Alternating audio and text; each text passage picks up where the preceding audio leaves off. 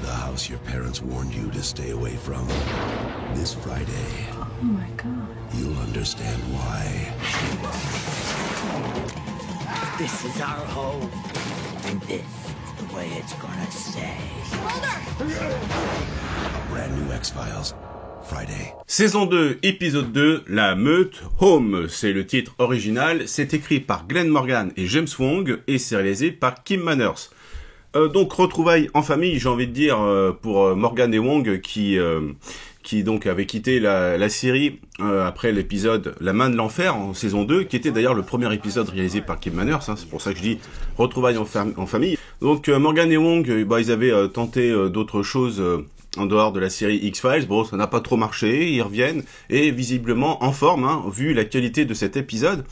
Je vous avais dit que l'épisode Contamination, qui était aussi un épisode de la saison 2, était parmi les plus dégueulasses de la série.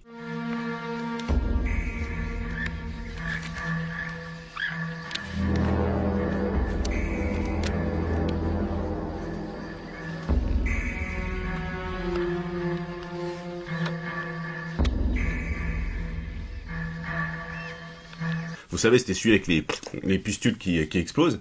Et bien là, nous avons un sacré challenger, alors moins visuellement que dans les thématiques qu'il brasse. Récemment, il faut savoir que sur Facebook, j'avais lu dans un forum privé un classement des films parmi les plus dérangeants, mais des films sortis en salle. Donc, ne cherchez pas Serbian Film, ne cherchez pas les Human Centipede, hein, je vous vois venir, qui d'ailleurs sont beaucoup plus grotesques que dérangeants, ou les fameux films catégorie 3 du cinéma hongkongais, comme par exemple Run and Kill. Voilà, ça c'est un DVD que m'a offert Arthur pour mon anniversaire, qui est très extrême, hein, dans son scénario, alors moins visuellement que dans l'idée. Si vous êtes amateur de gore, je vous recommande davantage le très rigolo Story of Ricky, qui est extrêmement exagéré avec des effets spéciaux artisanaux qui surenchérissent le côté grotesque. On dit très souvent que Story of Ricky, c'est une adaptation officieuse de Ken du Survivant, vous savez, avec ses corps voilà, qui gonflent et qui explosent. Nicolas passe à la maison pour qu'on le regarde, hein, depuis le temps qu'on en parle, et puis surtout ramène aussi Le Faucon, il n'a jamais tué, avec Francis Huster. Suis la caisse rouge. File-moi tes chocolats. C'est dégueulasse. Réponds, toi, merde. Bon, je digresse, mais en fait, dans cette liste, il n'y avait pratiquement aucun film qui me dérangeait, à part Salo ou les 120 jours de sodomie, là, ça va faire mal, de Pier Paolo Pasolini. Par contre, c'est vrai que j'ai remarqué, quand on mêlait sexe et violence, et bien souvent, c'est un combo extrêmement puissant, très dérangeant. Cronenberg l'a beaucoup exploité dans sa filmo, lui qui a su filmer la déchéance des corps, quelque chose qui réveille voilà des angoisses liées à la maladie. Par exemple, vous avez La Mouche, qui est une allégorie du cancer, et puis évidemment la violence et le sexe sont au cœur de Vidéodrome. J'imagine aussi de Crash, j'ai le DVD mais j'ai toujours pas regardé. Donc on reste dans le dérangeant, donc quelque chose qui perturbe. Pas tellement quelque chose qui choque, bon souvent c'est très lié, mais on est vraiment dans un truc qui, dans votre cerveau, vous met très mal à l'aise, vous voyez. Et là, dès qu'on aborde des histoires de consanguinité, eh bien on s'affranchit d'un tabou, l'inceste, et dans cet épisode qui est très difficile à concevoir, parce que on n'est plus dans le viol, c'est même au-delà d'une relation incestueuse, parce que c'est une relation incestueuse consentie, donc c'est très perturbant, et même si la maman, dans cet épisode qui sert de poule pondeuse, elle a pas de bras, pas de jambes, elle est cloîtrée sous son lit, alors je vous laisse découvrir pourquoi, il y a quand même des détails que j'avais oubliés, hein, dans cette scène d'ouverture, ce prologue absolument inouï, et qui déjà met à l'amende beaucoup de productions cinématographiques à l'époque, d'un point de vue, voilà, au niveau de la direction artistique et de la mise en scène. On peut considérer que Kim Manners arrive au firmament de son art. Donc dans ce prologue, on voit un accouchement d'un nouveau-né difforme qui présente toutes les pathologies possibles et imaginables. On apprend que c'est d'ailleurs sans doute le fruit de 3 pères différents. Bref, un truc qui fait déjà exploser le cerveau. Et donc ce nouveau-né, on va l'enterrer vivant, donc dans la version française. La version originale qui est disponible sur Disney+, à censurer les derniers cris, c'est-à-dire on entend les cris jusqu'à ce qu'on le mette dans le trou, et à la première pelletée de terre, c'est fini, on n'entend plus crier. Par contre, dans la version française, si, ça devient presque insoutenable. Par contre, la VO dans les coffrets Blu-ray, donc comme quoi le physique quand même à du bon, vous avez accès à la version intégrale. Mais Disney a censuré, enfin en tout cas pour la version originale. Après ce prologue, on n'en reste pas là, hein. Il y a la découverte du corps quelques temps après qui combine cadre bucolique avec des enfants qui jouent au baseball dans un champ et l'horreur viscérale avec ce trou plein de sang. D'ailleurs l'épisode va beaucoup jouer sur les contrastes, associer deux opposés, hein. Plusieurs fois on a ça, par exemple la scène de meurtre du shérif jouée par Tucker Smallwood avec en bande son une chanson un petit peu sirupeuse. Donc Tucker Smallwood qui est vraiment formidable dans l'épisode. Il n'a pas beaucoup de scènes, mais il arrive à donner du poids, de la bonhomie à son personnage. On a d'autant plus de peine pour lui que c'est un personnage très positif, un shérif local pour une fois vu dans le côté positif de sa fonction, c'est-à-dire quelqu'un qui essaye de préserver la tranquillité de sa bourgade. Sa tête me disait quelque chose, au comédien. Bon, il a une filmo longue comme le bras, et c'est vrai qu'il avait joué aussi dans la série Millennium, dans la saison 2, dans l'excellent épisode Goodbye Charlie. D'ailleurs, dans cette scène, quand il conseille à sa femme de se planquer sous le lit, on a vraiment beaucoup de peine, parce que on va apprendre que pour les tarés qui vont agresser ce couple, le lit c'est un lieu aussi banal qu'un frigo dans une cuisine, quoi. Bon. Pour la violence de cette scène, on n'a pas la complaisance non plus d'un Walking Dead avec la mise à mort à coups de batte de baseball de Glenn. Perso, c'est la scène qui m'a fait décrocher de la série.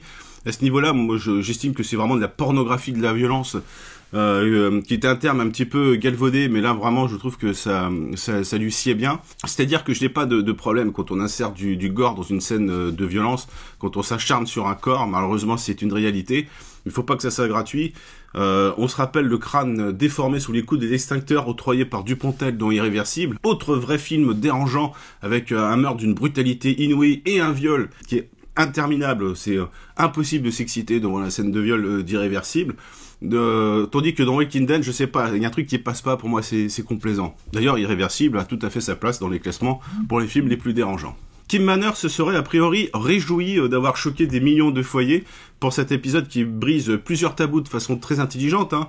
Les familles qui vivent en autarcie, qui jouent à touche pipi entre frères et sœurs, ou frères et maman comme vous voulez, c'est pas la première fois, c'est peut-être pas le sujet de Délivrance de John Boorman, hein. Voilà, ces vieux boîtiers Warner, jaquette hideuse. Il y a un autre vieux DVD cartonné Warner, avec l'affiche originale du film qui est quand même beaucoup plus jolie.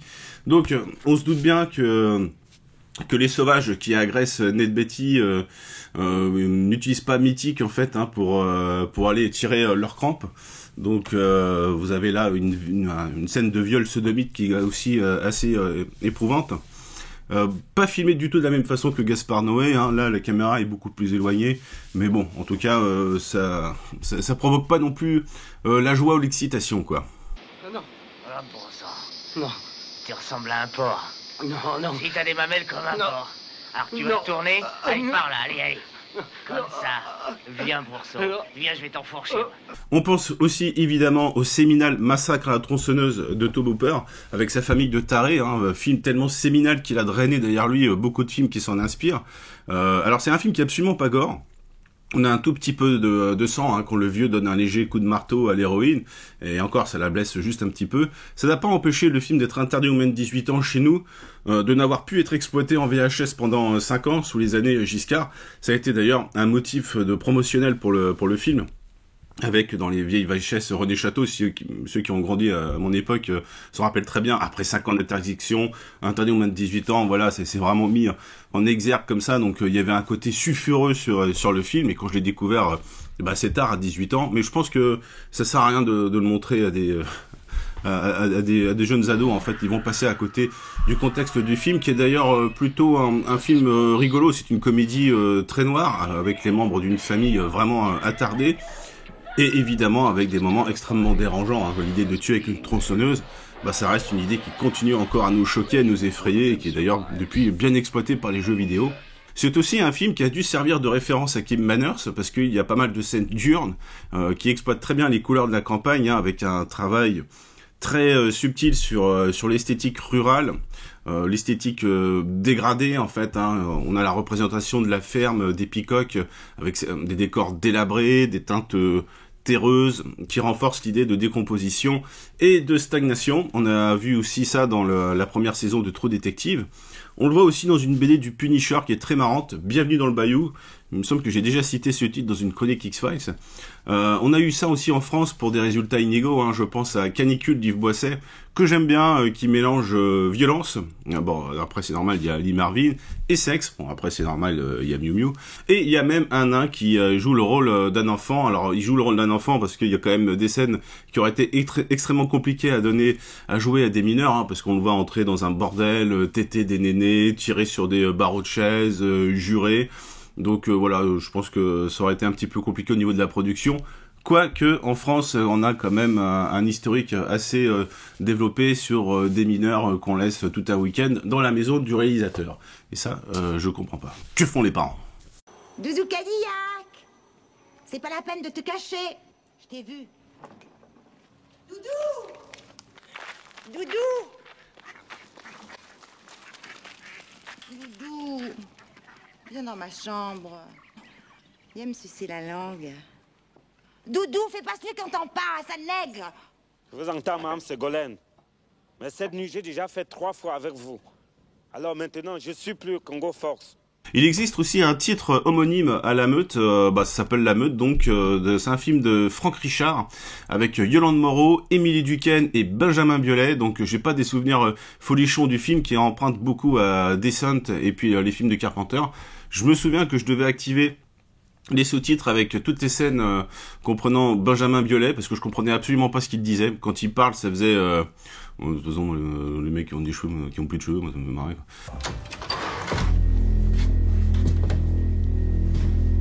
Sinon, je repars mon lino avec le jus de tes couilles. Donc là, j'ai parlé beaucoup de l'image, mais le son n'est pas en reste, hein. Donc je vous ai parlé de cette utilisation du contraste sonore. Vous avez une chanson sirupeuse qui s'appelle Wonderful Wonderful, hein, pendant les scènes de violence. D'ailleurs, l'arrivée de la violence est très perturbante parce qu'on alterne avec des plans silencieux, comme quand Scully est dans sa chambre d'hôtel, et les plans plus tapageurs avec l'arrivée des 3 frérots consanguins qui mettent la musique à fond.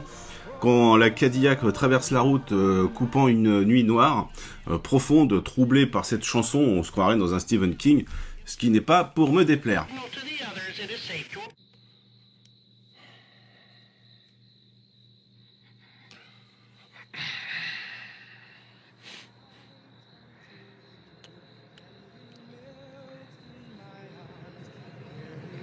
Bref, épisode très riche qui oppose tradition et modernité avec cette famille qui dépasse d'ailleurs l'imagerie du rêve strictement américain, parce que c'est devenu aujourd'hui un objectif mondial, hein, dans nos pays développés, d'être autosuffisant, d'être indépendant en énergie, s'isoler, ignorer la modernité qui n'a pas que du mauvais. Donc on a aussi l'horreur domestique, derrière les portes closes, des horreurs inimaginables au sein de la cellule familiale.